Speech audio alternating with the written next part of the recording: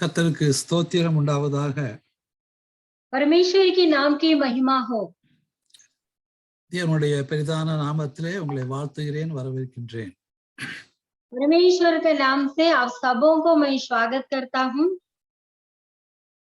கர்த்தருடைய பிள்ளைகளாகிய நாம் ஒன்று கூடி அவருடைய பாதத்தில் பணிந்து கொள்வது நமக்கு மேலான காரியம். परमेश्वर का संतान होकर हम सब इकट्ठा होकर उनके चरण में जो बैठते हैं वो बहुत बड़ा अनुग्रह की बात है. வேதம் சொல்லுது, ராஜாக்களே நீங்க உணர்வடையுங்கள், பிரபுக்களே எச்சரிக்கையா இருங்கள் என்று ஆண்டவர் சொல்றார். बाइबल बतलाता है, राजाओं तुम ध्यान दो और प्रभुओं तुम सावधान रहो, ऐसा बताता है. அவரை அண்டி கொண்டவர்கள் பாக்கியவான்கள் என்று சொல்லப்படுகிறது. उनके चरण में जो आएगा वो भाग्य है, धन्य व्यक्ति है, ऐसा वचन में लिखा है. அப்ப நாம் அவருடைய அண்டி கொண்ட பிள்ளைகளாக இருக்கிறபடியினாலே நம்ம ஒரு நிமிஷம் தேவனுடைய சமூகத்துல நம்மளை தாழ்த்துவோம். हाँ, हम लोग परमेश्वर को पास है, इसलिए एक मिनट हम लोग अपने आप को उनके सम्मुख में अर्पण करेंगे. வேதம் சொல்கிறது, நீங்கள் பயத்தோடும் நடுக்கத்தோடும் தேவனை தொழுது கொள்ளுங்கள் என்று. बाइबल बतलाता है, भय के साथ और कांपते हुए प्रभु के चरण में आओ. அப்படியாக இந்த நாட்களில் நம்ம ஆண்டவருடைய பாதத்தில் நம்மை தாழ்த்தி ஒப்பு கொடுப்போம். इसलिए आज के दिन में हम सब अपने आप को परमेश्वर के चरण में अर्पण करेंगे. இந்த நாளிலும் நாம தேவனுடைய விசுவாசிகள் என்று சொல்லும்படியாக இருக்கிறோம். आज के दिन भी परमेश्वर की जो विश्वासी ऐसा कहने के लिए हम लोग है. மார்க் எழுதின சுவிசேஷம் 16வது அதிகாரம் 15-18 வசனத்தை வாசிக்கிறேன். मरकुस 16वां अध्याय का 15वां वचन से मैं पढ़ता हूँ. பின்பு அவர் அவர்களை நோக்கி, நீங்கள் உலகம் எங்கும் போய் சர்வ சிருஷ்டிக்கும் சுவிசேஷத்தை பிரசங்கியுங்கள் என்றார். और उसने उनसे कहा, तुम सारे जगत में जाकर सारी सृष्टि के लोगों को सुसमाचार प्रचार करो. விசுவாசம் உள்ளவனாகி ஞானஸ்தானம் பெற்றவன் ரட்சிக்கப்படுவான். जो विश्वास करे वह बपतिस्मा ले, उसी का उद्धार होगा. விசுவாசியாதவனோ ஆக்கினைக்குள்ளாக தீர்க்கப்படுவான் என்று சொல்லப்படுகிறது. परंतु जो विश्वास न करेगा वह दोषी ठहराया जाएगा, ऐसा वचन में लिखा है. அப்ப நம்ம இடத்துல எல்லாருக்குமே விசுவாசம் உண்டு. हम सबों का अंदर एक विश्वास है. கிறிஸ்தவர்கள் மட்டுமல்லாமல் முகமதியர்கள் விசுவாசிக்கிறாங்க, இந்துக்களும் இயேசு கிறிஸ்துவை விசுவாசிக்கிறாங்க. न केवल मसीह लोग बल्कि मुस्लिम लोग और हिंदू लोग सबको परमेश्वर से विश्वास करते हैं. அநேகர் தேவன் உண்டு என்று விசுவாசிக்கிறாங்க. बहुत सारे लोग परमेश्वर है करके विश्वास भी करते हैं. ஆனால் எல்லாருக்கும் ஆண்டவரை பற்றிய அறிவு இல்லை. फिर भी सबों को परमेश्वर को जो ज्ञान है वो नहीं है. அப்படி அறிவு இல்லாதனால தங்களுடைய ஞானத்துல தேவனுடைய மகிமையை என்ன பண்ணாங்க, பல ரூபத்துக்கு மாற்றினாங்க. इसलिए वो ज्ञान नहीं होने के कारण परमेश्वर को अलग अलग रूप में इन लोग ने कर दिया. மனித ரூபத்துக்கு மாற்றினாங்க, பறவைகளுக்கு மாற்றினாங்க, மிருகங்களுக்கு மாற்றினாங்க, ஊர்வன, இப்படி எல்லா ரூபத்துக்கும் அவருடைய மகிமையை குறைத்து போட்டாங்க, மாற்றி. वो मनुष्य के रूप में बनाए और जानवर के रूप में, पक्षियों के रूप में और जो रेंगते हैं उसके रूप में, ऐसा बनाते बनाते भाई परमेश्वर की महिमा को वो लोग कम कर दिया. அப்ப அவங்க என்ன நினைச்சாங்க, அவங்க ஞானம் உள்ளவர்கள் என்று நினைச்சு அவர்கள் ஒரு முட்டாள்தனமான காரியத்தை செய்தாங்க. अब वे लोग सोच लिया अपने आप को बड़ा ज्ञानवान लोग, ऐसा सोच कर अपने आप को मूर्खता में डाल दिया. நம்மை படைத்தவரை தொழுது கொள்ளாதபடி படைக்கப்பட்ட பொருள்களை தொழுது கொள்ள ஆரம்பிச்சாங்க. सृष्टि के कर्ता को छोड़कर जो सृष्टि किया है उस चीज के ऊपर इन लोग आराधना करने लगे. அதனால எல்லாருமே தேவனுடைய மகிமையற்றவர்களாக அவர்கள் பாவிகளாக ஆனாங்க. इसलिए सभी लोग परमेश्वर का महिमा से रहित होकर पापी बन गया. அப்போ நம்முடைய விசுவாசம் எப்படிப்பட்டதாக இருக்கணும்? हमारे विश्वास कैसा रहना चाहिए? புறஜாதி மக்களும் ஆண்டவரை விசுவாசிக்கிறாங்க. अन्य जाति लोग भी परमेश्वर को विश्वास करते हैं। அப்ப நம்ம கிறிஸ்தவர்களும் இயேசுவை விசுவாசிக்கிறோம். जो हम मसीह लोग भी यीशु मसीह के ऊपर विश्वास रखते हैं। அப்ப வார்த்தை சொல்லுது, வெறும் விசுவாசத்தினால நீங்க எதையுமே பெற்றுக்கொள்ள முடியாது. तो बाइबल बतलाता है सिर्फ विश्वास के द्वारा आप सब कुछ नहीं पा सकते। சில நம்ம இந்துக்கள் மத்தியில நம்ம பேசும்போது அவங்க சொல்லுவாங்க, நாங்க கிறிஸ்தவ ஸ்கூல்ல படிச்சோம், இயேசுவை நாங்க விசுவாசிக்கிறோம் அப்படின்னு சொல்லுவாங்க. कभी कभी कोई हिंदू लोग से बात करेंगे तो वो लोग बोलेंगे हम लोग बचपन में जो मसीह स्कूल है वहां पढ़े हैं, इसलिए यीशु मसीह के ऊपर विश्वास करते हैं, ऐसा वो भी बोलते हैं। எங்களுக்கு இயேசுவை தெரியும் அப்படிம்பாங்க. हम लोग भी यीशु मसीह को जानते हैं, ऐसा भी हम लोग करते हैं। நாங்க அன்பு செலுத்துறோம்னு கூட சொல்லுவாங்க. हम लोग प्यार भी करते हैं, ऐसा भी लोग बोलते हैं। அப்ப இயேசு கிறிஸ்துவை நீங்க ஏற்றுக்கொள்ள முடியுமா அப்படின்னு கேட்டா அவங்க அது கூடாது அப்படின்னு சொல்லுவாங்க. वो लोग से हम लोग पूछेंगे आप तब यीशु मसीह को ग्रहण कीजिए, लेकिन उसके लिए नहीं, ऐसा भी बोल देंगे। அப்ப பாத்தீங்கன்னா வெறும் விசுவாசம், அவங்களும் விசுவாசிக்கிறாங்க, நாமும் விசுவாசிக்கிறோம். அப்ப அவர்களுக்கும் நமக்கும் என்ன வித்தியாசம்? वे लोग भी विश्वास करते हैं, हम लोग भी विश्वास करते हैं, हम दोनों के विश्वास क्या अंतर है? அப்ப ஆண்டவர் இந்த உலகத்துக்கு ஒரு ரட்சிப்பை எல்லாருக்கும் தான் கொண்டு கொடுத்தாங்க. परमेश्वर एक उद्धार को सारे लोगों के लिए दिया है। அப்ப இந்த உலகத்தின் பாவத்தை சுமந்து தீர்க்கும்படியான ஒரு தேவ ஆட்டுக்குட்டியா தான் இயேசுங்க வந்தாங்க. ये दुनिया के लोगों के पाप को जो मिटाने वाला, उठाने वाला, ऐसा एक मेमना के रूप में यीशु मसीह ने इस दुनिया में आया। அப்போ அந்த விசுவாசம் மட்டுமல்ல, அந்த விசுவாசத்தோடு சேர்ந்த கிரிகைகளும் இருக்கணும். सिर्फ विश्वास नहीं, उसके साथ काम भी, कार्य भी होना चाहिए। அப்ப அந்த காரியம், அந்த விசுவாசத்தின் மூலமாக உண்டாகிற கிரிகைகள் எப்படிப்பட்டதா இருக்கணும்? அது தேவனுக்கு உகந்ததாக இருக்கணும், நீதியை செய்யும்படியாக இருக்கணும். वो विश्वास के द्वारा जो क्रिया होता है वो कैसे रहना चाहिए, वो परमेश्वर का चाहत में होना है और उनकी इच्छा को पूरा करने वाला भी होना चाहिए। இன்றைக்கு கிறிஸ்தவர்களும் ஞாயிற்றுக்கிழமை ஆலயத்துக்கு போவாங்க, தசம பாகம் கொடுப்பாங்க, காணிக்கை கொடுப்பாங்க.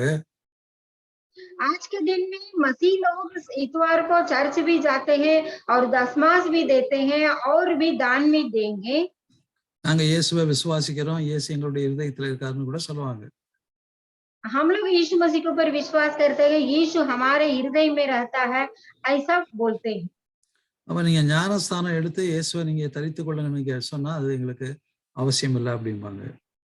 ऐसा लोगों से बोलेंगे आप लोग बपतिस्मा लेना है और यीशु मसीह को अपने अंदर लाना है बोलने से ऐसा तो नहीं कर सकते हैं, उनका जवाब रहेगा। இப்ப இந்த ஞானஸ்தானம் மனுஷன் மூலம் வரல, ஆண்டவர் கொண்டு வந்தாங்க. ये जो बपतिस्मा जो है मनुष्य के द्वारा नहीं, वो परमेश्वर के द्वारा आया है। இயேசு கிறிஸ்து 30வது வயதுல தான் ஞானஸ்தானம் பெற்றுக்கொண்டாங்க. यीशु मसीह अपने 30वां साल में ही बपतिस्मा लिया है। அப்ப யோவான் சொல்றான், ஆண்டவரே நீர் எனக்கு ஞானஸ்தானம் கொடுக்கணுமே ஒழிய நான் எப்படி கொடுக்கிறது அப்படின்னு சொல்றான். वहाँ यूहन्ना ने कहता है यीशु आप हमें देना है बपतिस्मा, हम आपको नहीं देना है, ऐसा कहता है। அப்ப ஆண்டவர் என்ன சொல்றாரு, தேவனுடைய நீதியை நிறைவேற்றுவது நமக்கு ஏற்றதாக இருக்குது என்று சொல்லி மத்தேயு 3வது அதிகாரத்துல வாசிக்கிறோம். वह यीशु ने क्या कहता है मत्ती 3 अध्याय में, परमेश्वर का धर्म को ऐसे ही हम लोग पूरा करना है, ऐसा कहा। அப்ப அந்த ஞானஸ்தானங்கிறது தேவனிடத்திலிருந்து வந்தது, அது தேவ நீதியை செய்யும்படியாக இருந்தது. ये बैप्टिस्म जो है परमेश्वर के द्वारा आया है, उसके द्वारा परमेश्वर का धर्म को हम लोग पूरा करना। அப்ப ஞானஸ்தானம் இல்லாம நாங்க ஆண்டவரை விசுவாசித்தா பரலோகராஜ்யம் போக முடியாதா அப்படின்னு கூட கேட்பாங்க. बैप्टिस्म लिए बिना यदि सिर्फ यीशु मसीह का विश्वास करेंगे तो क्या स्वर्ग राज्य हम पहुंच नहीं सकते हैं, ऐसा भी लोग पूछते हैं।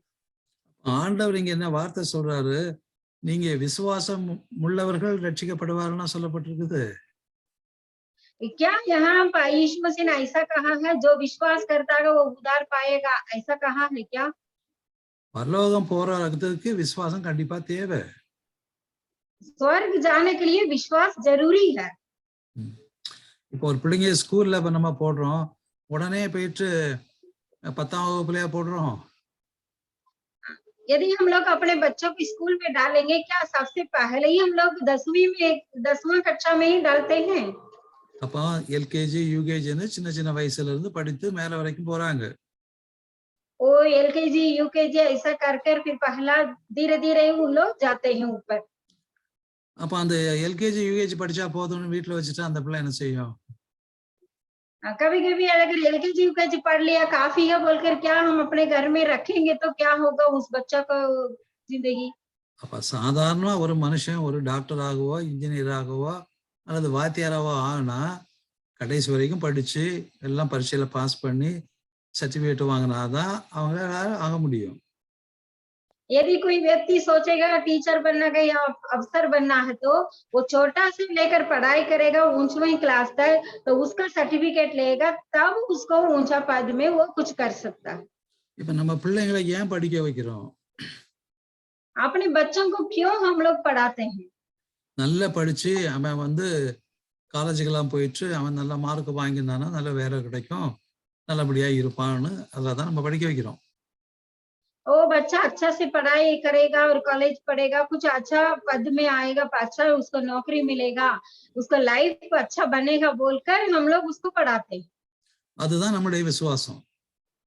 वो हमारा उसके प्रति हमारा विश्वास है। அந்த விசுவாசம் வச்சுக்கிட்டு பையனை ஸ்கூலுக்கு அனுப்பலனாச்சுன்னா அவன் எப்படி இன்ஜினியர் ஆகுவான், டாக்டர் ஆகுவான்? यदि ऐसा विश्वास को हम अपने मन में रखते हुए बच्चा को स्कूल नहीं भेजेंगे तो वो ऐसा कैसे वो डॉक्टर या इंजीनियर बनेगा? அப்ப ஸ்கூலுக்கு மட்டும் அனுப்பினாலும் போதுமா? அவனுக்கு எவ்வளவு நமக்கு உதவி செய்யணும், அவன் எப்படி படிக்கணும், பரீட்சை எழுதணும், எல்லாம் இருக்கு இல்லையா? सिर्फ हम लोग स्कूल नहीं भेजना है, उसको बहुत सारा सहायता करना है पढ़ाने के लिए और पढ़ने के लिए उसको मार्ग दिखाना, ऐसा कितना सारा काम हम लोग करते हैं, है ना? அப்ப ஆண்டவர் என்ன சொல்றாரு? உனக்கு ஒரு நித்திய ஜீவனை பெற்றுக்கொள்ள, பரலோகத்துல பிரவேசிக்க நீ ரட்சிக்கப்படணும் அப்படிங்கிறாரு. यहाँ परमेश्वर ने कहता है अनंत काल के जीवन पाने के लिए, तुम उद्धार पाने के लिए जरूरी है उद्धार पाना। அப்ப நம்ம ஆண்டவரை இயேசுவை விசுவாசிக்கிறோம், அவர் நமக்காக வந்து மரித்தார்னு விசுவாசிக்கிறோம். हम लोग यीशु मसीह के ऊपर विश्वास करते हैं, वो हमारे लिए आकर अपना प्राण को भी दिया है बोलकर।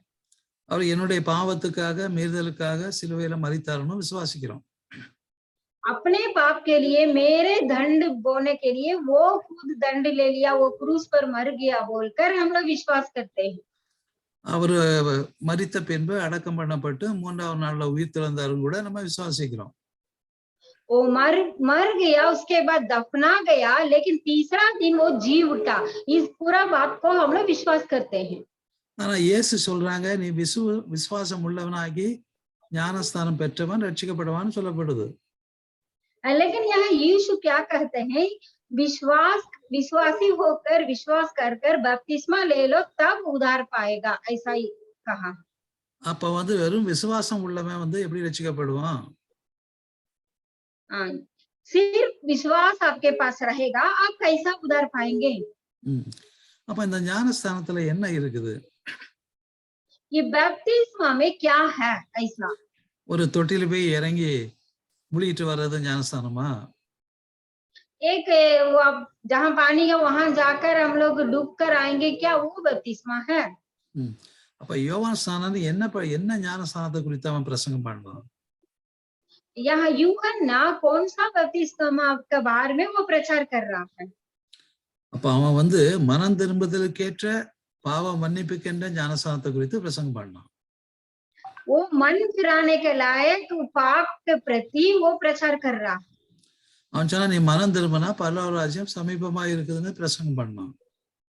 मन फिराओ स्वर्ग राज समीप निकट बोलकर वो प्रचार कर रहा है। அப்ப இயேசு கிறிஸ்துவ முதலாக என்ன பிரசங்கம் பண்ணாரு? நீங்க மனம் திரும்புங்க, பரலோக ராஜ்யம் சமீபத்தில் இருக்கிறதா பிரசங்கம் பண்ணாங்க. यीशु मसीह ने सबसे पहले कौन सा प्रचार किया? मन फिराओ स्वर्ग राज्य निकट, ऐसा ही प्रचार किया।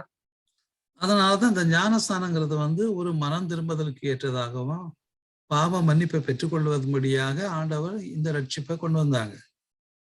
ये बैप्टिस्मा जो है मन फिराने के लिए, पाप से क्षमा लेने के लिए ही यीशु मसीह ने इस नियम को लाया है। அநேகர் என்ன நினைக்கிறாங்க, ஆண்டவருக்கு நிறைய நம்ம காணிக்கை கொடுத்தா, தசம பாகம் கொடுத்தா நம்ம ரட்சிக்கப்படுவோம்னு நினைக்கிறாங்க. कुछ लोग ऐसा सोचते हैं, हम लोग परमेश्वर के लिए दान देंगे और दशमांश देंगे तो उद्धार पा लेंगे, ऐसा विचार करते हैं। ஒரு மனுஷனுக்கு பணம் நிறைய கொடுத்தா அவன் ரொம்ப சந்தோஷப்படுவான். एक मनुष्य को पास जाकर ज्यादा हम लोग पैसा रुपया देंगे तो वो खुश हो जाएगा। அவனை பற்றி அதிகமா உயரமா நல்லா உயர்த்தி பேசுவான். जो दे रहा है उनके प्रति बहुत अच्छी अच्छी बातों को वो बोलेगा। நீங்க கடவுள் போல வந்து எனக்கு உதவி செய்யுதுங்கன்னு கடவுள் ஸ்தானத்துல வைப்பான். और वो तुरंत बोलेगा भगवान जैसा मेरे सामने आकर आप हमारे मदद किए हम बोलकर, जो परमेश्वर को उसको जहाँ को भी वो लोग दे देगा।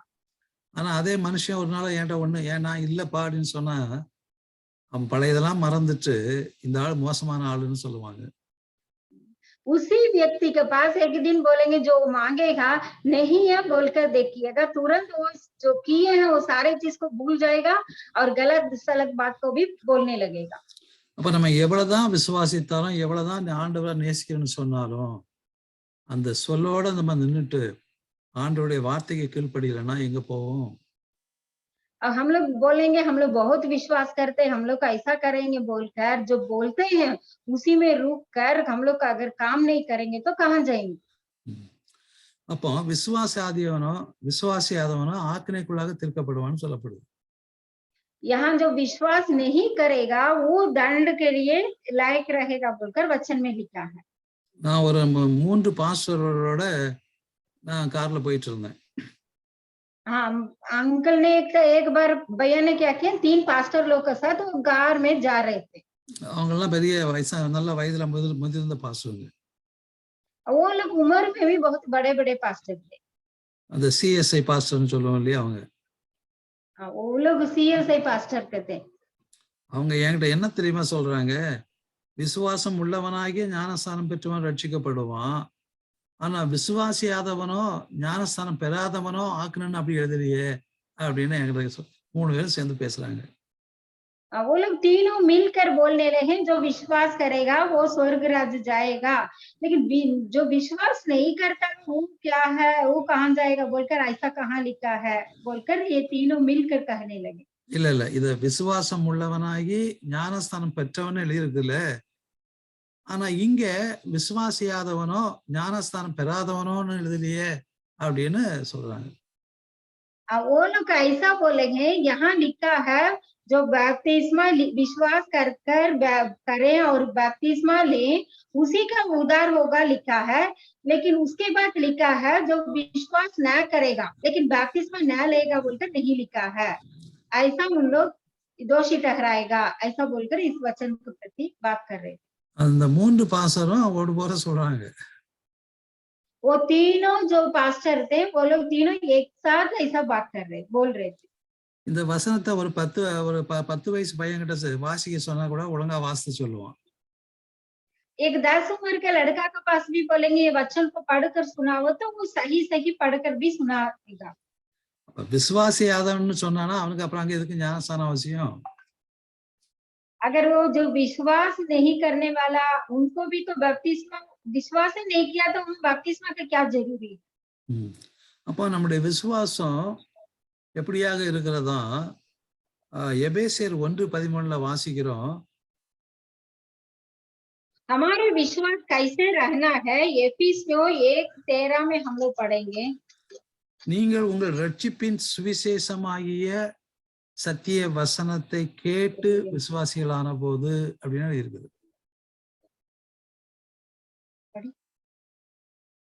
நீங்கள் उंगल रक्षिपिन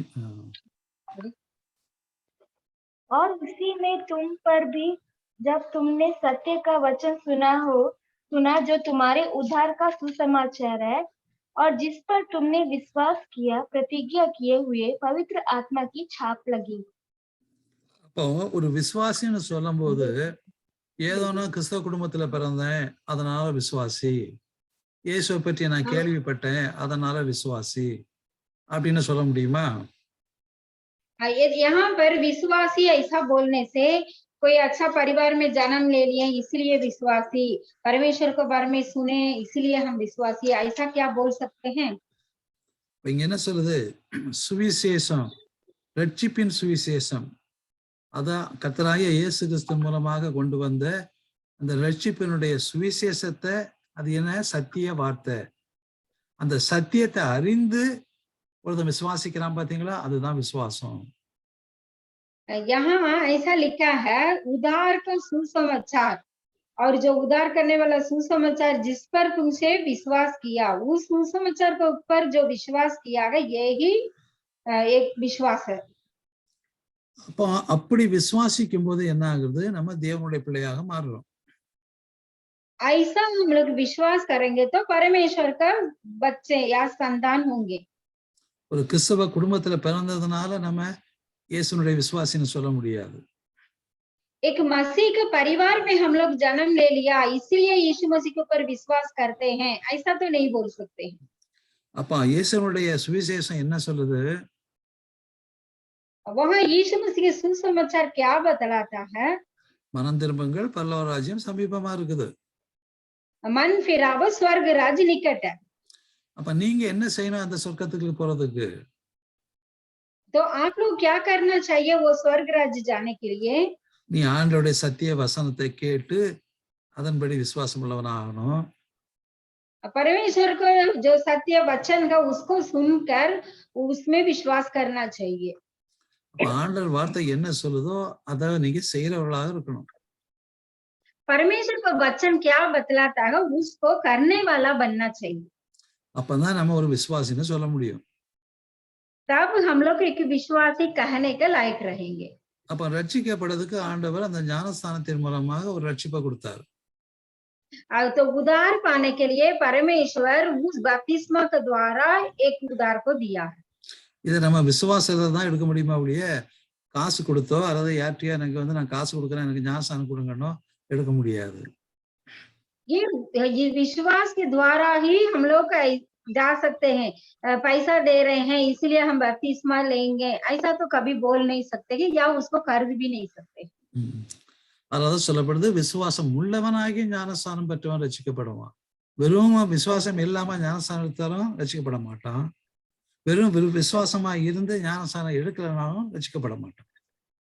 वो विश्वास करते हुए बपतिस्मा जो लेगा वो उद्धार पाएगा, यदि वहाँ विश्वास नहीं है तो वो बपतिस्मा भी नहीं लेगा। सिर्फ बपतिस्मा लेकर विश्वास नहीं करेंगे ऐसा भी नहीं रहेगा। அப்போ ஆண்டவர் நமக்கு நம்முடைய கிரிகையினால அல்ல, நம்முடைய பணத்தினாலேயோ அல்லது நம்ம தினமும் நம்ம ஆலயத்துக்கு போறதுனாலயோ ஆண்டவருக்கு தசம பாகம் காணிக்க கொடுக்கறதுனாலயோ அல்ல, தேவனுடைய வார்த்தைக்கு கீழ்ப்படிகிறோம். सिर्फ ये विश्वास करने का मतलब है हम लोग दशमांश दे दिए या हम लोग गिरजाघर जा रहे हैं या दान दे रहे हैं इसलिए उद्धार पाएंगे, ऐसा नहीं है। विश्वास करते हुए जो हम लोग स्थिर रहेंगे या बपतिस्मा लेंगे तब हम लोग उद्धार पा सकते हैं। இப்போ அப்படி இயேசு கிறிஸ்துவை நம்ம தரித்து கொள்ளுகிறோம். அந்த ஞானஸ்தானத்தின் மூலமாக கர்த்தருக்குள்ளாக வந்துடும்.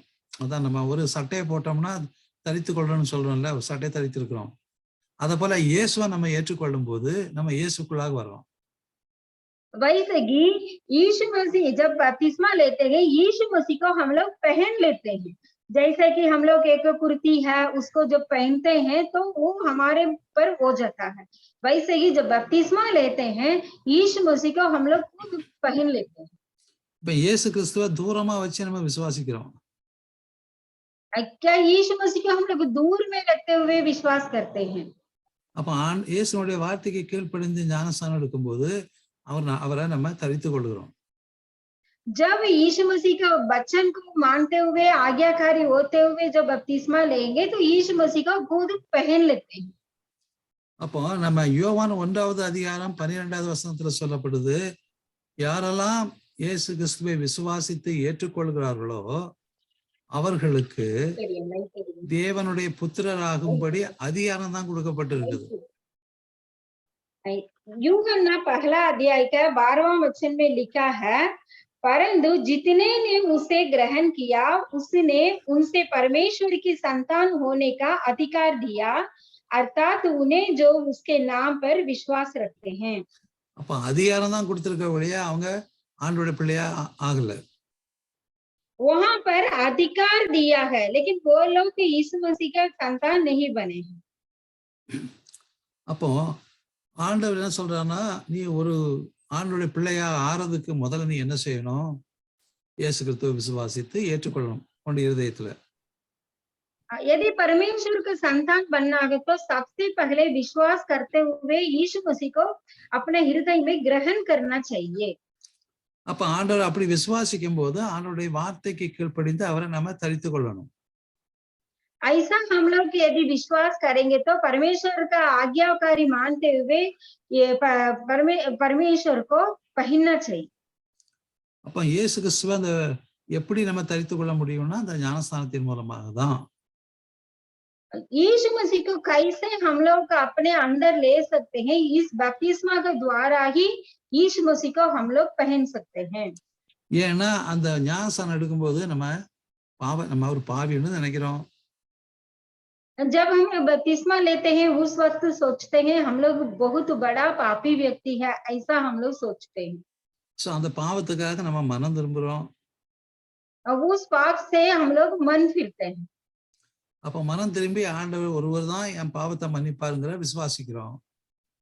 जब मन फिरते हैं तुरंत हम लोग बोलते हैं सिर्फ यीशु ही हमारे पाप को क्षमा करने के लिए उनके पास क्षमता है, ऐसा हम लोग विश्वास भी करते हैं. அப்படி விசுவாசத்தை நம்ம அந்த பாவத்தை அறிக்கை செய்யும் போது, அந்த ஞானஸ்நானம் எடுக்கும்போது நம்முடைய பாவத்தை எல்லாம் என்ன பண்றாரு? ஆண்டவர் மன்னிக்கிறாரு. जैसे हम लोग विश्वास करते हुए जब अपने पाप के लिए क्षमा मांगते हैं, बपतिस्मा लेते हैं, तब यीशु मसीह भी हमारे जो पाप को वो क्षमा कर देता है. அப்ப இந்த ஞானஸ்நானத்தின் மூலமாக நம்ம ஆண்டவருக்குள்ள மறிக்கணும். இதுக்கு பாவத்துக்கு. ये बपतिस्मा के द्वारा हम लोग अपने पाप के लिए यीशु मसीह के अंदर मर जाते हैं. इसीलिए हम लोग बपतिस्मा लेते हैं. ஆமா. சோ அப்படி நம்ம மறிக்கும் போது என்ன ஆகுது? இயேசு கிறிஸ்து நம்ம ஒரு புதிய மனுஷனா ஆகிறோம். जब यीशु मसीह के अंदर हम लोग अपना मरण को करते हैं, तब हम लोग एक नया व्यक्ति होकर जन्म लेते हैं. அப்ப இயேசு கிறிஸ்துவை தரித்துக் கொள்ளும்போது நம்ம இயேசு கிறிஸ்துக்கு உள்ளாக வர்றோம். அப்படி உள்ளாக வரும்போது எல்லாம் புதிதாகுது, பழைய நாளான் ஒளிந்து போகுது. जब हम लोग यीशु मसीह को अपने ऊपर पहन लेते हैं तो सारी पुरानी बातें मिट जाता है, एक नया जीवन हमारे अंदर आ जाता है. அதுதான் நம்ம கொரிந்தியர் 5வது அதிகாரம் 17வது வசனத்துல ஒரு மனுஷன் கர்த்தர் இயேசு கிறிஸ்துக்குள்ளாக வரும்போது எல்லாம் புதிதாகனு சொல்றோம்.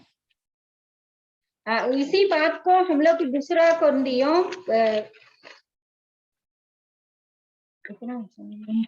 5वां अध्याय का दूसरा वचन में हम लोग पढ़ते हैं.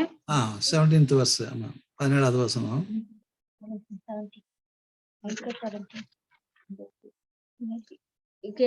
என்ன பாஸ்டர்? 5:17.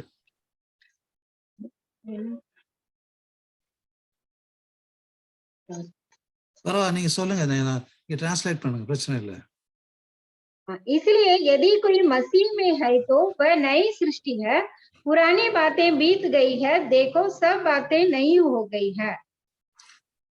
கலாத்தியர் 3:26-27 சொல்லப்படுது, நீங்கள் எல்லோரும் கிறிஸ்து இயேசுவை பற்றும் விசுவாசத்தினாலே தேவனுடைய புத்திரராய் இருக்கிறீர்கள். முதல்ல விசுவாசம். गलातियों 3 अध्याय में लिखा है, आप तुम सब यीशु मसीह के जो विश्वास में एक नया व्यक्ति बना है बोलकर लिखा है. அப்ப எப்ப நம்ம தேவனுடைய புத்திரராகிறோம்? அடுத்த வசனம் சொல்லுது, ஏனெனில் உங்களில் கிறிஸ்துவுக்குள்ளாக ஞானஸ்நானம் பெற்றவர்கள் எத்தனை பேரோ அத்தனை பேரும் கிறிஸ்துவை தரித்துக் கொண்டீர்கள்.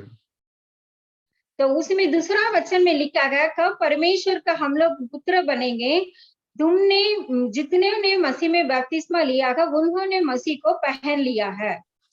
அப்ப ஆண்டவருடைய பிள்ளையாக ஆகும்போது ஆண்டவர் நமக்கு அவருடைய ஆவியை கொடுக்கிறார். जब हम लोग परमेश्वर का पुत्र बनेंगे तब परमेश्वर अपने आत्मा को हमारे अंदर देता है. அப்ப தேவனுடைய ஆவியை பெற்றுக்கொள்வதற்கு முதல்ல ஆண்டவருடைய பிள்ளையா மாறணும். परमेश्वर का आत्मा को पाने के लिए सबसे पहले हम लोग परमेश्वर का पुत्र बनना है। அப்படி நம்ம புத்திரர் இப்ப நம்ம அவருடைய புத்திரர் இல்லாம இருந்தோம். पहले हम लोग परमेश्वर का पुत्र नहीं थे। அப்ப யோவான் எழுதின சுவிசேஷம் 8:44 சொல்லப்படுது, यूहन्ना 8:47 में लिखा है, நீங்கள் உங்கள் பிதாவாகிய பிசாசானவனால் உண்டானவர்கள்ங்கிறாரு. वहां लिखा है जो परमेश्वर से होता है वह परमेश्वर की बातें सुनता है। அப்போ நம்ம யாருடைய பிள்ளையா இருந்தோம்? பிசாசனுடைய பிள்ளையா இருந்தோம். यहाँ लिखा गया अपने पिता शैतान से हो और अपने पिता की लालसा उनको पूरा करना। शैतान के बच्चे हम लोग थे। ஏன்னா அவன் சொல்றபடிதான் நம்ம கேட்டோம். क्योंकि वो जैसा कहता है वैसे ही हम लोग सुने हैं। அந்த பிசாசுக்கு என்ன விருப்பமோ அதை தான் நம்ம செய்தோம். जो शैतान जो चाहता है वही बात को हम लोग भी करते थे। அப்படின்னா அப்ப ஆண்டவருக்கு விரோதமான காரியத்தை செய்தோம்னு அர்த்தம். वैसा इसका मतलब क्या है? परमेश्वर के विरोध में हम लोग ने काम किया। அப்ப அந்த பிசாசானவன் எப்படிப்பட்டவனாக இருக்கிறான்? वो शैतान कैसा है? அப்ப எழுதப்பட்டிருக்கிறது, ஆதி முதற்கொண்டு மனுஷன் கொலைபாதகனா இருக்கிறான். शुरू से ही लेकर आदि से लेकर लोग वो एक खत्म करने वाला, मरण करने वाला था। அப்ப முதல்ல காயின் தன்னுடைய சகோதரனை ஆபேலை கொன்னான். सबसे पहले काइन जो है अपने भाई हाबिल को मृत्यु दे दिया है, मार डाला। ஆமா, ஆதாம் ஏவாளை வஞ்சித்ததுல இருந்து அதுக்கப்புறம் அவன் கொலைபாதகனா ஆயிட்டான்.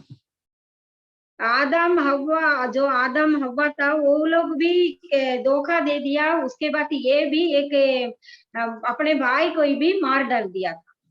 அவன்கிட்ட சத்தியம் இல்லாதனால அவன் சத்தியத்துல நடக்கல. वो झूठा था, उनके पास सत्य नहीं था, इसीलिए वो सत्य का जो मार्ग में नहीं चलता था। அவன் வெறும் பொய்யை மட்டும் சொல்லல, அந்த பொய்யுக்கு பிதாவாக இருந்தான்னு சொல்லப்படுது. न केवल वो झूठ बोला है, उस झूठ का वो बाप बन गया था, पिता बन गया था। அவன் பொய் பேசும்போது என்ன பண்றான்? தான் சொந்தத்துல எடுத்து பேச ஆரம்பிச்சான். जब झूठ बोलता है अपने आप अंदर क्या है उस बात से वो बोलने लगता है। இன்றைக்கும் பாத்தீங்கன்னா இயேசு நாமத்துல சில சபைகள் இருக்குது. आज भी कहीं कहीं ऐसा कलीसिया है, सिर्फ यीशु के नाम से ऐसा कलीसिया है। அப்ப அங்குள்ள போதகர்கள் என்ன சொல்றாங்க? தங்களுடைய இஷ்டத்துக்கு பேசுறாங்க. वहां के जो पास्टर लोग अपना जो इच्छा के अनुसार प्रचार करते हैं या बात करते हैं। அப்ப தன்னுடைய இஷ்டத்துக்கு அவங்க பிரசங்கம் பண்ணும்போது அது தேவனுடைய வார்த்தைக்கு விரோதமானதா இருக்குது. उन लोग का अपना इच्छा के अनुसार जब प्रचार करते हैं वो परमेश्वर के विरोध में भी बोल देते हैं। அப்ப அங்க பிசாசு சந்தோஷப்படுவானா துக்கப்படுவானா? वहां शैतान ज्यादा खुश होगा या दुख उठाएगा? சந்தோஷப்படுவான். वो खुश होगा। எப்படி சந்தோஷப்படுறான்? அங்க இருக்க ஜனங்கள் எல்லாம் விசில் அடிக்கிறானுங்க, டான்ஸ் பண்றாங்க. அப்ப அங்க பிசாசு கூட்டம் அதிகமா சந்தோஷப்படுது. वहां कैसे वो खुश होगा? उस कलीसिया में लोग कभी कभी सीटी बजाता है और डांस करता है, तब तो शैतान जरूर खुश होगा। ஆனா சத்தியத்தை பேசினா என்ன பண்ணுவாங்க? அமைதியா உட்கார்ந்து கேட்பாங்க. वहां जो सत्य की बात को बोलेंगे उन लोग शांत होकर चुपचाप रहेगा। அப்ப அங்க பிசாசனுடைய கிரியை இருக்காது. वहां पर जो शैतान का कार्य नहीं हो पाता है। அவனு இயேசு கிறிஸ்து நாமத்துல தான் சபை வச்சிருக்கான். वो लोग भी यीशु मसीह के नाम से ही कलीसिया चलाएगा। அப்ப ஆண்டவர் சொன்னாரு, கள்ள போதகன் உண்டு, கள்ள தீர்க்கதரிசி உண்டுங்கனாரு.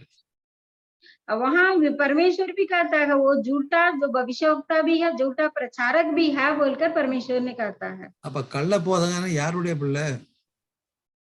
जो झूठा प्रचारक वो कौन है? वो किसकी संतान है? பிசாசனுடைய பிள்ளை. பிசாசனுடைய वो பிள்ளை. लोग शैतान के हैं, शैतान के संतान। அப்போ 1 யோவான் 3:8 சொல்லப்படுது, पहला यूहन्ना 3:8 वचन में लिखा है, பாவம் செய்யறவன் பிசாசனால உண்டாயிருக்கிறான். जो पाप करता है वो शैतान से है। ஏன்னா பிசாசானவன் ஆதி முதல் பாவம் செய்தவன். क्योंकि शैतान आरंभ ही से पाप करते आया है। அப்ப ஆரம்பத்துல பிசாசானவன் வந்தவன் யாரு? லூசிஃபர். जो आरंभ में कौन शैतान बनकर आया वो लूसीफर है। அவன் பெரிய ஒரு தூதன், ஆண்டவருக்கு வொர்ஷிப் பண்றவன், மேன்மையானவன். அவன் ஆண்டவர் மகிமைக்குள்ள வச்சிருந்தாரு. वो बहुत बड़ा स्वर्गदूत था, एक महिमा में भरकर परमेश्वर को आराधना करने वाला था, ऐसा एक वो दूत था। ஒரு நாள் இருதயத்துல அவன் யோசித்தான், நான் ஒரு நாள் ஆண்டவரை போல சிங்காசனத்தை போட்டு அவருக்கு சரிசமமா இருப்பேன்னு யோசித்தான். वो एक दिन ऐसा सोचा, परमेश्वर के बराबरी में हम आ जाएंगे, उनके साथ कुर्सी में बैठ जाएंगे, ऐसा अपने हृदय में वो सोच रहा था। அப்பமே ஆண்டவர் அவனை என்ன பண்ணாரு? இந்த பூமியை தள்ளிட்டாரு, சாபத்தை கொடுத்துட்டாரு. अब उसी वक्त परमेश्वर उसको ये भूमि में गिरा दिया और श्रापित भी कर दिया। அவன் என்ன செய்தான்? ஆண்டவருக்கு விரோதமான காரியத்தை செய்ய ஆரம்பிச்சிட்டான். वो परमेश्वर के विरोध में हमेशा काम करने लगा। அவனால நேரா ஆண்டவர்கிட்ட விரோதிக்க முடியாது. वो सीधा सीधा परमेश्वर का विरोध कर नहीं सकता था, அவனுக்கிட்டயும் வல்லமை இருக்குது. क्योंकि उसके पास भी सामर्थ्य है। அதனால ஏவாளை வஞ்சித்தான். इसलिए वो हव्वा को धोखा दे दिया। அப்ப ஆண்டவருடைய பிள்ளைங்க, ஆண்டவருடைய சாயல்ல படைக்கப்பட்டவங்க, அவங்களை என்ன பண்ணா? ஆண்டவருக்கு விரோதமாக பாவம் செய்ய வச்சான். जो परमेश्वर के द्वारा परमेश्वर के रूप में जो बनाया है, उन लोगों को परमेश्वर के विरोध में पाप करने के लिए वो खड़ा कर दिया। இன்றைக்கும் ஆண்டவருடைய பிள்ளைகள் என்று சொல்லுகிற நம்ம, அவன் எடுத்து உபயோகப்படுத்துவதற்கு எவ்வளவோ முயற்சி செய்யலாம். आज भी परमेश्वर के बच्चे या दास हम लोग बोलते हैं, हम लोग को भी लेकर वो इस्तेमाल करने के लिए बार बार कोशिश करते रहता है। அவன் அந்த பிள்ளைங்க ஆண்டவரோட இயேசுவோடு இருக்கிறது அவனுக்கு பிடிக்காது. जो परमेश्वर का संतान यीशु मसीह के साथ चलना रहना वो पसंद नहीं करता है। அதனால என்ன பண்ணுவான்? தொந்தரவு பண்ணுவான், பிரச்சனை பண்ணுவான், இயேசுவை மறுதலிக்கிற அளவுக்கு நம்மளை நடத்துவான். बार बार वो दुख देगा या संकट को देगा। कभी कभी यीशु मसीह को हम लोग के नहीं बोलकर छोड़ने के लिए भी बहुत बड़ा काम करते रहेगा। என்ன சொல்லுவான்? அவன் பொருளை கொடுப்பான், ஆஸ்தியை கொடுப்பான். அதுக்கப்புறம் அந்த ஆஸ்தியினாலே நம்மளை என்ன பண்ணுவான்? பாவம் செய்ய வைப்பான். कभी कभी हम लोग को वो धन दौलत सारे चीज को वो देगा, फिर उसी के द्वारा भी परमेश्वर को विरोध में हम लोग को खड़ा कर देगा। ஆண்டவர் விட்டு விலகி போறதுக்கு எல்லா வழிகளையும் அவன் செய்வான். परमेश्वर से दूर भागने के लिए जितना भी रास्ता है वो सारी बातों को वो करता है। அப்படி செய்யும் போது என்ன ஆகுது? அவன் வெற்றி பெற்று கொண்டிருக்கிறான். वो ऐसा अगर वो कर लिया तो वो जीत लेता है। அப்போ சொல்லுது, பாவம் செய்யறவன் பிசாசினால் உண்டாயிருக்கிறான், ஏனெனில் பிசாசானவன் ஆதி முதல் பாவம் செய்தான். அந்த கிரியைகளை அழிக்கும்படிக்கு தான் தேவகுமாரன் நமக்கு இந்த உலகத்துக்கு வந்தாரு. यहाँ पर ऐसे इसलिए लिखा है, जो कोई पाप करता है वह शैतान की ओर से है, क्योंकि शैतान आरंभ ही से पाप करता आया है। परमेश्वर का पुत्र इसलिए प्रकट हुआ कि शैतान के कामों को नाश करने के लिए। இப்ப பிசாசனுடைய பிள்ளைங்க பாவம் செய்யறாங்க. जो शैतान के बच्चे हैं वो लोग पाप करेगा। இவன் நம்ம தேவனுடைய பிள்ளையா இருக்கிறோம். अभी हम लोग परमेश्वर के संतान हैं। அப்ப நாம பாவம் செய்யலாமா? क्या हम पाप कर सकते हैं? அப்ப அப்படி பாவம் செய்தா நம்ம யாருடைய பிள்ளையா இருப்போம்? यदि हम लोग ऐसा पाप करेंगे तो किसकी संतान है? பிசாசனுடைய பிள்ளையா தான் இருப்போம். शैतान का संतान जरूर होंगे। அப்ப நம்ம இயேசுவை ஏற்றுக்கொண்டோம், இயேசுனுடைய பிள்ளைன்னு சொல்ற நம்ம அப்ப எவ்வளவு கவனமா இருக்கணும்?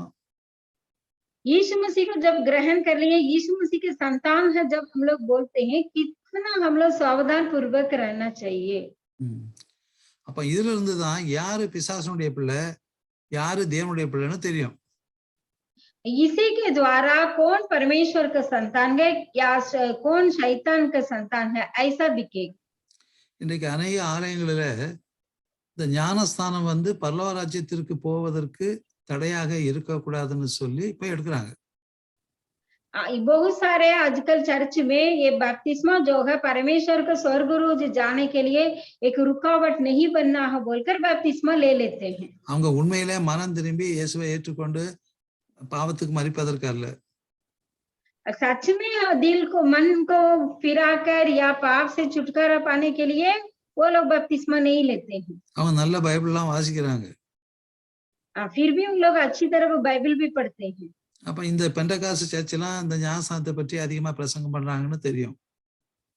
जो पेंटिकॉस्टल चर्च है वो लोग ज्यादा बपतिस्मा के बारे में प्रचार करते हैं। அப்ப அது ஒரு தடையா இருக்க கூடாதுங்கிறதுக்காக ஒரு சாதாரண போயிட்டு அவங்க ஞானஸ்நானத்தை கொள்றாங்க. एक रुकावट नहीं बनना है ये सोचकर उन लोग जाकर तुरंत बपतिस्मा लेकर चल जाते हैं। அது தேவன் சொன்ன ஞானஸ்நானம் கிடையாது. लेकिन वो ऐसा बपतिस्मा परमेश्वर ने नहीं कहा। வெறும் தண்ணிகளை இறங்கி தொட்டியில இறங்கி வந்த உடனே அது ஞானஸ்நானம் கிடையாது. सिर्फ पानी में चलना है, डूब कर आ जाना है, ये सिर्फ बपतिस्मा नहीं है। முதல்ல நம்ம இயேசுவை முழுவதுமாக விசுவாசித்து மனம் திரும்பணும், பாவ மன்னிப்பை பெற்றுக்கொள்ளணும். அதுதான் ஞானஸ்நானம். सबसे पहले सचमुच में अब हम लोग मन फिरना है और पाप से छुटकारा पाने के लिए ही बपतिस्मा लेना है।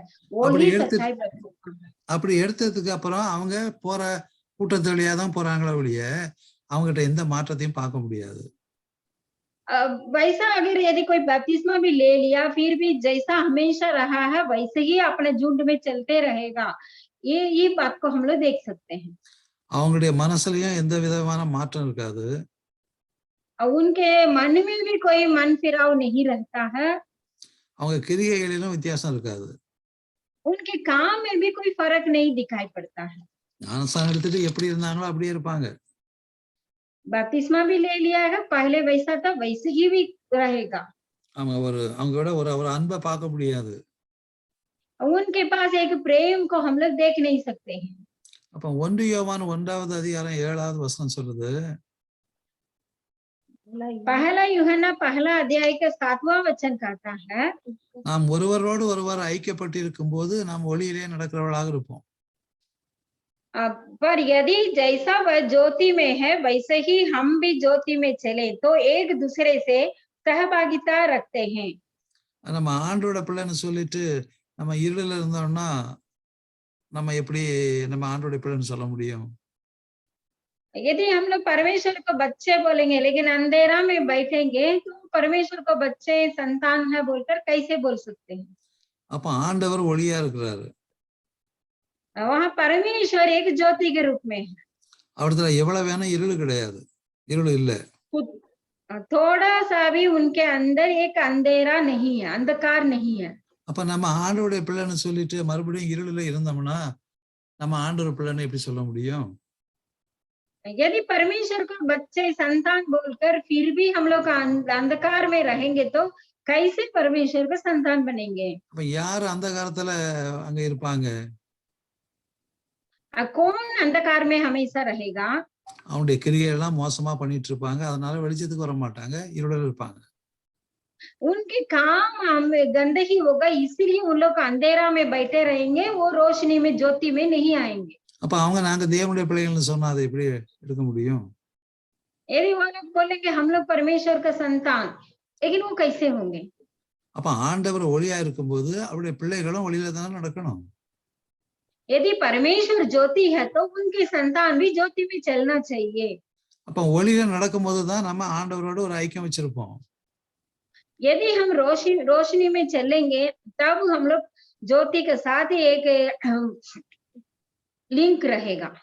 அப்ப நம்ம பாவத்தை செய்துட்டு இன்னும் வெளிச்சத்துக்கு வராம இருந்தா ஆண்டவரோட நமக்கு ஐக்கியம் வைக்க முடியாது. यदि पाप करते हुए हम लोग अंधकार में रहेंगे ज्योति के साथ हम लोग रह नहीं सकते हैं। அப்படி இல்லைன்னா என்ன பண்ணுவோம்? இருளில் இருக்கும்போது பிசாசனுடைய வேலை தான் பண்ணிட்டு இருப்போம். यदि अंधकार में हम रहेंगे तो शैतान के काम को ही करते रहेंगे। இன்னைக்கு சில ஊழியக்காரங்க என்ன பண்ணாங்க, நாங்களாம் பரிசுத்தவான்கள்ங்கறாங்க. कुछ परमेश्वर के दास लोग हम बोलेंगे हम लोग पवित्र लोग हैं, ऐसा बोलते हैं। அப்ப அந்த இருக்கிற விசுவாசிகள் என்ன சொல்றாங்க, நீங்க ஏன் உங்களை பாவின்னு நினைக்கிறீங்க? ஆண்டவர் எல்லா பாவத்தையும் எடுத்து போட்டாரு சிலுவையில, நீங்க பரிசுத்தவான்கள் நினைங்க அப்படின்னு சொல்றாரு. जो अपने विश्वासी लोग को भी बोलेंगे आप लोग क्यों बार बार पापी है ऐसे बोलते हैं, परमेश्वर ने सारे पाप को दूर कर दिया है इसलिए आप लोग भी पवित्र लोग है, ऐसा सिखाते हैं। அப்ப நம்ம பரிசுத்தமான நம்ம நினைச்சோம்னா நம்ம பாவத்துக்கு மனம் திரும்புவோமா? यदि हम लोग अपने आप को पवित्र सोचेंगे तो क्या हम पाप कर सकते हैं? அப்ப நம்மகிட்ட பாவம் இல்லையா? क्या हमारे पास पाप नहीं है? ஞானசானம் எடுத்தோன்னா முழுவதுமாக நம்ம பரிசுத்தமா ஆயிட்டோம். நம்ம அப்படியே பரிசுத்த ஆண்டவர் போலயே நம்ம இருக்கிறோம். बपतिस्मा लेने के बाद हम लोग पूरा पवित्रता में हो गए हैं, इसलिए पवित्र पवित्र बोलकर क्या परमेश्वर को जैसा पवित्र हो जाते हैं? நம்ம மாம்சத்துல தானே இருக்கிறோம். हम लोग अपने मांस में ही है। நம்மகிட்ட மாம்ச இச்சை இல்லையா? क्या हमारे अंदर मानसिक जो इच्छा है वो नहीं है क्या? அப்ப கண்களுடைய இச்சை கிடையாதா? आंख जो लालसा है वो नहीं है हमारे अंदर? நம்முடைய ஒரு ஜீவனத்தின் பெருவீனம்னு சொல்றோம், பெரிய மேன்மை பாராட்டுறது நம்மகிட்ட இல்லாம இருக்குதா? क्या हम लोग अपने आप को घमंड नहीं करते हैं? எல்லாரோடையும் இருக்குது. सारी बातें हमारे अंदर है। நான் பரிசுத்தவான் என்று சொல்லுகிற போதகர்கிட்டும் இருக்குது, விசுவாசிகள்கிட்டும் இருக்குது, ஊழியக்காரங்கள்கிட்டும் எல்லாம் இருக்குது. हम पवित्र हैं ऐसा बोलना पास्टर के पास भी रहेगा और विश्वासी लोग के पास भी रहेगा, सबके पास भी रहता है। அப்ப எப்படி நம்மகிட்ட பாவம் இல்லைன்னு சொல்ல முடியும்? फिर कैसे हम लोग बोल सकते हैं हमारे अंदर पाप नहीं है बोलकर? அதான் சொல்லப்படுது 1 யோவான் 1:8 நமக்கு பாவம் இல்லை என்போமானால் நம்மை நாமே வஞ்சிக்கிறவர்களாக இருப்போம். சத்தியம் நமக்குள்ள இல்லை. पहला यूहन्ना पहला का 8वां वचन में लिखा है, यदि हम कहें कि हम में कुछ भी पाप नहीं तो अपने आप को धोखा देते हैं और हम में सत्य नहीं। அப்ப ரோமர் 3:23 சொல்லுது, நம்ம எல்லாருமே பாவம் செய்து தேவ மகிமையற்றவர்களாக ஆனோம். रोमियो 3 अध्याय का 8वां वचन में लिखा है, 21वां वचन में लिखा है, எல்லாரும் பாவம் செய்து தேவ மகிமையை அற்றவர்களானோம். हम सब ने पाप किया है और परमेश्वर की महिमा से रहित है। அப்ப தாவீது சொல்றாரு, நான் துர்க்குணத்துல உருவானேன் அப்படிங்கிறாரு. वो जो दाऊद ने कहता है, हमने एक पाप में ही जन्म लिया है। என் தாய் என்ன பாவத்துல கற்பம் தரித்தாங்கிறாரு. मेरे माँ ने पाप में मुझे गर्भ धारण किया बोलकर कहता है। அப்ப ஆண்டவர் கருவிலே நம்ம என்ன பண்றாங்க, அது பாவத்துலதான் உண்டாகிறது. वो जो गर्भ में है वो भी बात पाप से ही वो तैयार होता है, उत्पन्न होता है। அந்த குழந்தை பிறக்கும் போதும் அது பாவத்துலதான் இருக்குது. वो बच्चा जब जन्म लेता है वो पाप में ही जन्म लेता है। அப்ப ஆண்டவர் சொல்றாரு, இந்த குழந்தைகள் பரலோக ராஜ்யத்துக்குரியவர்கள்ங்கிறாரு. परमेश्वर ने कहता है ये बच्चे लोग स्वर्ग राज्य के हैं, ऐसा कहता है। அப்ப அந்த குழந்தைகிட்ட பாவம் இல்லைன்னு அர்த்தமா? क्या उस बच्चा के अंदर पाप नहीं है, ऐसा अर्थ है क्या? அப்ப நம்ம பாவத்துல இருந்தாலும் நம்ம பாவத்தினுடைய கிரியைகள் அங்க வெளிப்படல. அந்த பிள்ளைங்க பாவத்தினுடைய கிரியைகள் அதுகிட்ட கிடையாது. यदि वो पाप में है फिर भी पाप की जो क्रिया है, कार्य है, उस बच्चे के अंदर नहीं रहता। அந்த பிள்ளைங்களுக்கு நன்மை தீமை தெரியாது. उन बच्चों को ये भलाई बुराई इस बात को नहीं मालूम है। அதனால அவங்க மனம் திரும்ப வேண்டிய அவசியம் இல்ல, பாவ மன்னிப்பை பெற்றுக்கொள்ள வேண்டிய அவசியம் இல்ல. इसीलिए वो लोग पाप से मन फिरने का भी आवश्यकता नहीं है और बपतिस्मा लेकर मन फिराना है, ऐसा आवश्यकता नहीं है। ஒருவேளை மரித்து போனா கூட அது தேவனுடைய ராஜ்யத்துக்குரியவர்கள். हो सकता है उस बच्चा अगर मर भी गया है तो अबर भी परमेश्वर के स्वर्ग राज्य में आएगा।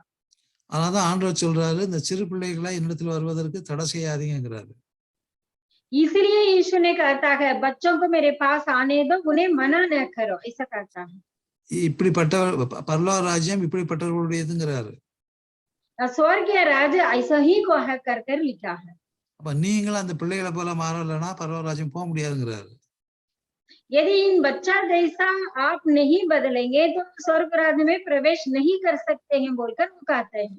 அப்ப ஆண்டவர் என்ன சொல்றாரு, இப்ப நீங்க ரட்சிக்கப்பட்டீங்க, உங்க பாவத்துக்கெல்லாம் மனம் திரும்பி பாவ மன்னிப்பை பெற்றுக்கொண்டீங்க, நீ தேவனுடைய பிள்ளைங்க, இனி பாவம் செய்யாதீங்க அப்படிங்கிறாரு. वहां पर परमेश्वर ने कहता है अभी आपने पाप से मन फिर लिया, इसलिए पाप आगे नहीं करना है, तो परमेश्वर का संतान बनो बोलकर यीशु ने कहता है। அப்ப நம்ம குறைவுள்ள பிள்ளைகள் தான், நிறைவானவர்கள் கிடையாது. हम लोग का हमेशा हमारे अंदर कमी गटियां है, हमें परिपूर्णता हमारे अंदर नहीं रहता है। நம்ம இடத்துல பாவம் இருக்கிறது, சாகிற வரைக்கும் நம்ம கிட்ட பாவம் இருக்கும். जब तक मृत्यु में हम लोग प्रवेश नहीं करेंगे तब तक एक पाप हमारे अंदर हमेशा रहेगा। நமக்கு சோதனைகள் வரும், बार बार परीक्षाएं आती है, உபத்திரம் வரும், दुख आता है। அது ஊழியத்துல இன்னும் அதிகமாகவே வரும். यदि सेवकाई में रहेंगे तो वो ज्यादा ही आएगा। அப்ப அதுல நம்ம நிலைத்து இருக்கும்படியாக ஆண்டவர் நமக்கு தேவனுடைய ஆவியை கொடுத்திருக்கிறார். फिर भी इन सारी बातों से परमेश्वर के लिए हम लोग खड़ा रहने के लिए परमेश्वर अपने आत्मा को हमारे अंदर दिया है। நமக்கு பொல்லாத சிந்தனைகள் வரும், एक दुष्ट जो विचार का हमारे अंदर आएगा, அதை நம்மளால நிறுத்த முடியுமா? क्या उसको हम लोग रोक सकते हैं?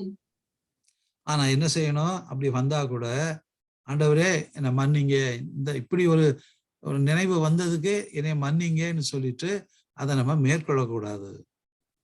यदि कोई बुराई विचार भी हमारे अंदर आ भी जाता है तो प्रभु इससे हमें क्षमा कीजिए, इससे हमें छुटकारा दीजिए बोलकर उसके लिए प्रार्थना भी करना है, लेकिन उससे हम लोग बाहर निकल जाना है। அப்போ நம்ம இடத்துல பாவத்தை இருந்தாலும் அந்த பாவ கிரியைகள் வெளிப்படாதபடி நம்ம எங்க நடக்கணும்? வெளிச்சத்துல நடக்கணும். यदि हमारे अंदर पाप की क्रिया भी रहेगा लेकिन उस अंधेरा में नहीं जाना है, उससे निकलकर ज्योति में चलने वाला बनना है। அப்ப நம்ம என்ன பாத்தீங்கன்னா, நம்ம ஒளியில நடக்கிறோம்னு சொல்லி நம்முடைய சகோதரனை நம்ம வெறுத்தோம்னா நம்ம ஒளியில நடக்கிறதுன்னு அர்த்தமா? हम लोग बोलेंगे हम ज्योति में चलते हैं लेकिन अपने भाई से हम लोग दुश्मनी ले लेंगे, क्या हम लोग ज्योति में चलने वाले होंगे? இப்ப விசுவாசிகள் மத்தியில எவ்வளவு தூரத்துக்கு நமக்கு ஒவ்வொருத்தர் குறித்து ஒருவர் எப்படி இருக்கிறாங்க? विश्वासी लोग हमारे बीच में कैसे एक दूसरे के प्रति कैसे बोलते हैं, कैसे रहते हैं? அப்ப ஒவ்வொரு குறித்தையும் நம்ம குற்றப்படுத்துறோம், அவங்கள வெறுக்கிறோம், எல்லாம் இருக்கத்தானே செய்யுது. कभी कभी उनको हम लोग विरोध करते हैं, नफरत करते हैं, क्या वो भी बात हमारे अंदर रहता है ना? அப்ப நம்ம வெளிச்சத்துல நடக்கிற பிள்ளைகளா இருக்கிறோமா? उस वक्त भी हम लोग क्या ज्योति में चलने वाले बनते हैं? அப்ப வெளிச்சத்துல நடக்கலன்னா எப்படி தேவன் ஒளியா இருக்காரு, எப்படி ஐக்கியப்பட முடியும்? यदि हम रोशनी में ज्योति में नहीं चलेंगे तो परमेश्वर जो एक ज्योति है उसको कैसे हम लोग देख सकते हैं या मिल सकते हैं? நம்ம ஒரு தப்பு பண்ணிட்டு அதுக்கு மனம் திரும்பாம பைபிள் வாசித்தா ஏதாவது நமக்கு புரியுமா? அல்லது ஆண்டவரோட தொடர்பு வைக்க முடியுமா? कभी कभी हम लोग गलत करते हैं लेकिन ज्योति में चलते नहीं है, तो उसके द्वारा परमेश्वर से साथ हम लोग रह सकते हैं। சாதாரண என்ன சொல்றாரு, இங்க வேதம் சொல்லுது 1 யோவான் 2:9 अब बाइबल बतलाता है 1 यूहन्ना 2:9 वचन में, ஒளியிலே இருக்கிறேன் என்று சொல்லியும் தன் சகோதரனை பகைக்கிறவன் இதுவரைக்கும் இருளிலே இருக்கிறான், அவனிடத்துல சத்தியம் இல்லை அப்படின்னு எழுதப்பட்டிருக்கு. जो कोई ये कहता है कि मैं ज्योति में हूँ और अपने भाई से बैर रखता है वह अब तक अंधकार ही में है, जो कोई अपने भाई से प्रेम रखता है वह ज्योति में रहता है, ऐसा लिखा है। ஆமா, அந்த 2:10 சொல்லுது, தன் சகோதரனிடத்தில் அன்பு கூறுகிறவன் ஒளியிலே நிலை கொண்டிருக்கிறான், அவனிடத்துல இடரல் ஒன்றும் இல்லை. 10वां वचन में ऐसा लिखा है, जो कोई अपने भाई से प्रेम रखता है वह ज्योति में रहता है और ठोकर नहीं खा सकता। அப்ப 1 யோவான் 1:9-10 2 வசனம் என்ன சொல்லுதுன்னா,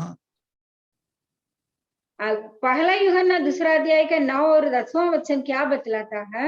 நம்முடைய பாவங்களை நம்ம அறிக்கையிட்டா பாவங்களை நமக்கு மன்னிப்பாரு. अपने पाप को हम लोग जब अंगीकार करेंगे तब वो क्षमा हमें देंगे। அது மட்டும் இல்லாம நம்ம எல்லா அநியாயத்திலிருந்து நீக்கி நம்மளை சுத்திகரிப்பாரு. सारी बुराई बातों से हमें छुटकारा देकर हमें वो शुद्ध करता है। அப்ப நம்ம இடத்துல பாவம் இல்லைன்னு சொன்னோம்னா நம்ம அவரை பொய்யா ஆக்குறோம். यदि हम कहें कि हमने पाप नहीं किया तो उसे झूठा ठहराया है। அப்ப அவருடைய வார்த்தை நம்ம கிட்ட இல்ல, उसका वचन हमारे अंदर नहीं है, நம்மளுடைய சத்தியம் இல்ல, நம்ம கிட்ட हमारे अंदर सत्य नहीं है। நம்ம இன்னும் வெளிச்சத்துல நடக்காத பிள்ளைகளா தான் இருக்கிறோம். उस वक्त भी हम लोग ज्योति में नहीं आए, ऐसा नहीं चलते हैं। அப்ப ஆண்டவர் அந்த வார்த்தை மேல என்ன சொல்றாரு? நீங்க ஒளியில் நடக்கிற பிள்ளைகளா இருங்க. அப்பதான் நீங்க ஆண்டவரோடு பிதாவோடு ஐக்கிய பண்ண முடியும். यहाँ परमेश्वर ने क्या कहता है, ज्योति में चलने वाले बने, तब हम लोग पिता के साथ मेल खा सकते हैं। அதனாலதான் ஆண்டவர் அந்த ஞானஸ்தானத்தின் மூலமாக நமக்கு ஒரு பாவ மன்னிப்பை கொண்டு வந்தார். इसीलिए बपतिस्मा के द्वारा एक पाप निश्चिंता को परमेश्वर हमें देता है। தன்னுடைய ரத்தத்தினால ஒரு புதிய உடன்படிக்கையை கொடுத்தாரு. अपने लहू से हमें एक नया वाचा को दिया है। சோ அப்போ நம்ம இன்றைக்கு நம்ம கற்றுக்கொள்வது என்னன்னா, ஆண்டவரால கிருபையினால நம்ம ரட்சிக்கப்பட்டு இருக்கிறோம், தேவனுடைய பிள்ளையா இருக்கிறோம். அப்ப நம்ம வாழ்க்கையை நம்ம யோசித்து பார்த்து நம்மகிட்ட என்னென்ன குறைகள் இருக்குது அதெல்லாம் நம்ம ஆண்டவரத்தை ஒப்பு கொடுத்து நம்ம மனம் திரும்பும் போது தேவன் அவைகளை எல்லாம் மன்னித்து நம்மள ஒரு புதிய மனுஷனாக ஆண்டவருடைய பிள்ளையாக மாற்றுகிற தேவனாக இருக்கிறார். ये आज के संदेश से हम लोग क्या बात को सीखे हैं, जब हम लोग परमेश्वर से विश्वास करते हुए जब बपतिस्मा लेते हैं, पाप से छुटकारा पाते हैं और अंधकार से निकलकर एक ज्योति में चलने वाला बनते हैं, तो परमेश्वर हमें हर बातों में आगे ले चलता है। நம்ம மற்றவங்களுக்கு நிறைய புத்திமதி சொல்லுவோம், ஆண்டவர் பற்றி எல்லாம் சொல்லுவோம், ஆனா நம்மள ஆராய்ந்து பார்க்க மாட்டோம். कभी कभी हम लोग दूसरे लोगों को बार बार कुछ अच्छी अच्छी बातों को बताते हैं, ऐसा रहना है वैसा रहना है बोलकर, लेकिन हम लोग उस बात को आज्ञा नहीं मानते हैं। बहुत बार ऐसा होता है। முதல்ல ஒவ்வொருவரும் யாரா இருந்தாலும் நம்மளை ஆராய்ந்து பார்த்து ஆண்டவருக்கு பிரியமில்லாத காரியத்தை விட்டுட்டு ஆண்டவர் பாதத்துல நம்ம தாழ்த்தும் போது தேவன் நம்மளைய ஆசீர்வதிக்கிற தேவனாக இருக்கிறார். हम लोग कोई भी क्यों न रहे, अपने पाप को अपने गलतियों को मानते हुए परमेश्वर के पास आएंगे और जब अपने पाप को छोड़ देंगे तब उनके संतान बनेंगे, तो परमेश्वर हमें आशीष देने वाला होते हैं। கர்த்தர் உங்களை ஆசீர்வதிப்பாராக. கர்த்தருக்கு ஸ்தோத்திரம். ஜெபம் பண்ணி முடிக்கிறேன். கர்த்தாவே ஆண்டவரே, இந்த நாளிலும் அப்பா ஆண்டவரே கர்த்தாவே உம்முடைய பிள்ளைகளோடு சேர்ந்து உம்முடைய வார்த்தைகளை தியானம் பண்ண நீர் கிருபை பாராட்டி நீர் ஆசீர்வதித்ததுக்காக நன்றி அப்பா.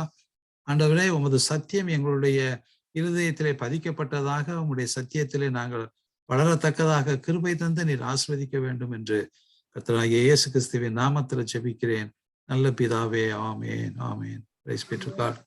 கர்த்தருக்கு ஸ்தோத்திரம்.